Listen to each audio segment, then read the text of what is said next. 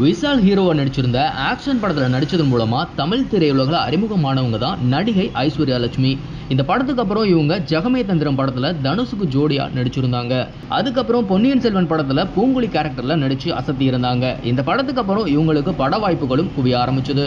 இப்போ மணிரத்னம் இயக்கும் தக் லைஃப் படத்துல நடிச்சிட்டு இருக்காங்க. கமலஹாசன் முன்னணி கேரக்டர்ல நடிக்கக்கூடிய இந்த படத்துல அவரோடு இணைஞ்சு சிம்பு, அசோக் செல்வன், திரிசா உள்ளிட்ட பலரும் நடிக்கிறாங்க. அடுத்த ஆண்டு ஜூன் மாசம் இந்த படம் ரிலீஸ் ஆக இருக்கு.